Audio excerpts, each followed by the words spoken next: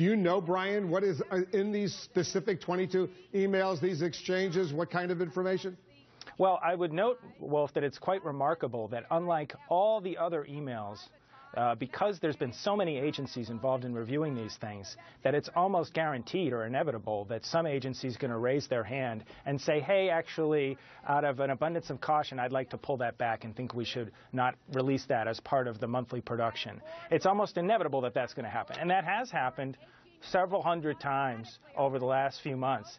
But at every opportunity, the State Department has said, actually, that email was not classified at the time it was sent. It's being classified retroactively. Now we know that there's a decision to be made about these emails because you have entities like the Inspector General from the IC who has been leaking out or transmitting information to members of Congress who have been leaking out his opinions that these emails have been classified. And because there's been so many leaks, we actually have a decent window into what's contained in these emails.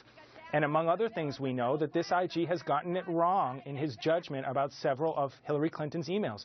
There was one email that he judged to be classified that it turned out was actually marked unclassified, the exact opposite of what he thought.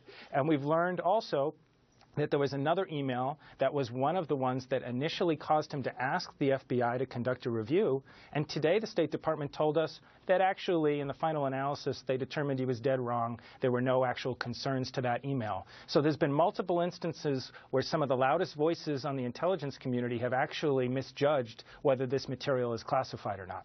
This Inspector General for the intelligence community, though, was nominated by President Obama, confirmed by Democrats in the U.S. Senate, a career, a former FBI agent, someone with an enormous amount of experience. Are you saying this Inspector General for the intelligence community is a partisan trying to undermine Hillary Clinton right now?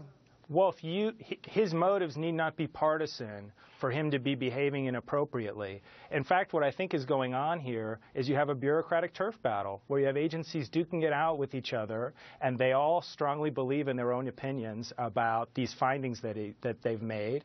And this Inspector General, I think, is quite proud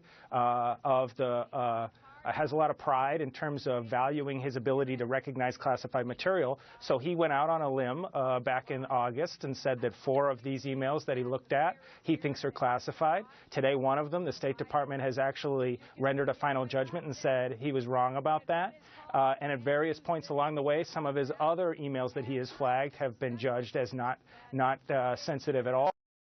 And so I think that there's been a desire by he and some others that have been involved in this process to try to bolster their case and share with members of Congress their rationale and explain their justification for why they thought this last August.